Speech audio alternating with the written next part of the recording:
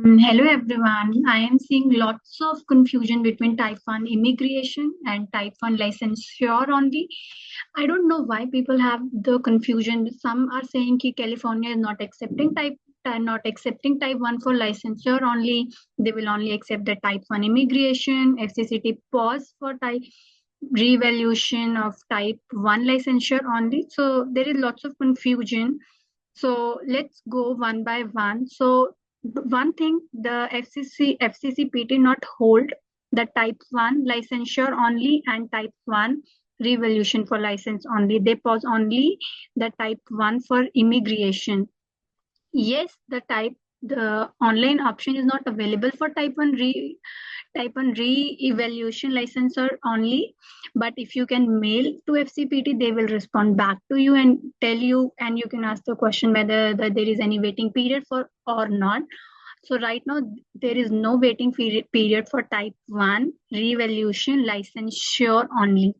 Okay, so now let's talk about who will apply for type 1 immigration and who need to apply for type 1 for licensure only. So for example, if you have already some status on the US, like if you are on the H4 visa, if you are on L2 visa, if you are on, if any kind of visa, dependent visa in which you are not an independent visa holder, you are dependent on the on some like H1 or L1 visas, then, and if you right now, if you don't want to change your visa status, then you can apply for type 1 licensure only. You do not need to apply for type 1 immigration, because type 1 immigration is only need to who want to change their visa status. For example, if I am on H4 visa and I want an independent H1 visa, then I need type 1 immigration. In that case, I need type 1 immigration. And if somebody on F1 visa, then sure, later on the time they need to change their visa status, then they have to apply for type 1 immigration purposes, because they have to change the visa status. Then type 1 for licensure only is not for them if they want to change their visa status. Okay, so the key difference is only one: who need a separate visa, they should apply for immigration, type 1 immigration. And but if you are allowed to work, and even if you don't have EAD, you can apply for your credential evolution. EAD you only need when you want to work on the USA, because without EAD you are not allowed to work. So you can start your application process for type 1, and it nowhere mentioned that H4 visa, L2 visa, who are on dependent visa do not apply for type 1 licensure only. Everybody can apply for type 1 who do not need a valid independent visa. If you have a valid status to work on the USA, to stay in the USA, you can apply for the type 1 licensure only. And there are requirement, and the key difference is, and another key difference is the TOEFL requirement.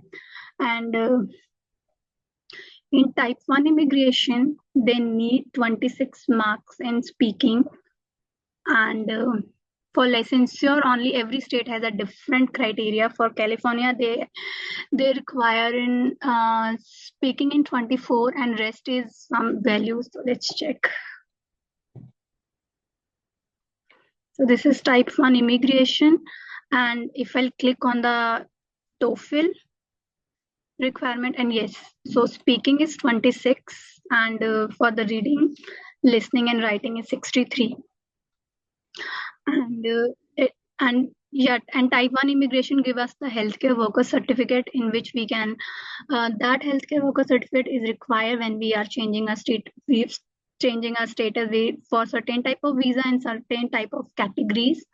And let's go about the type 1 licensure only.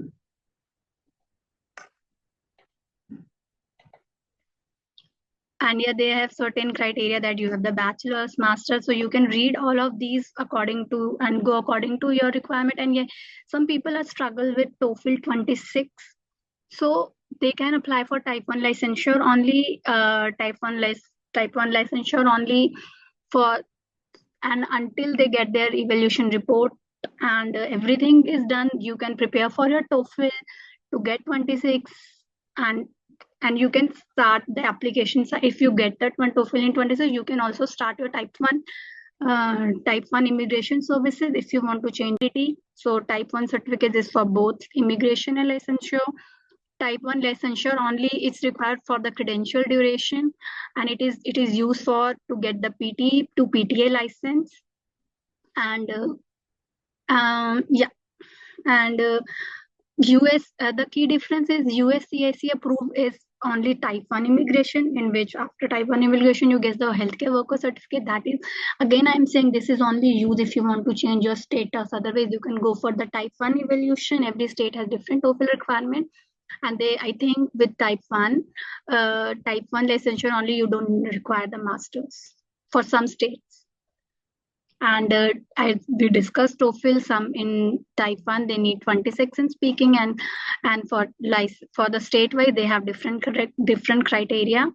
And so you can go on the FSBPT website where they mention which state require which TOEFL marks. And license verification for some countries, if you are a foreign trained, they give they FC will do the license verification for only those states who get their license via some exam. Like for India, they don't do the license verification, I think.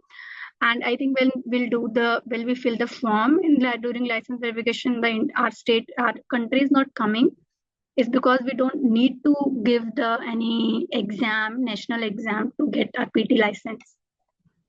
And same validity for type 1, 5 years, and for licensure only you require the duration until you get your license.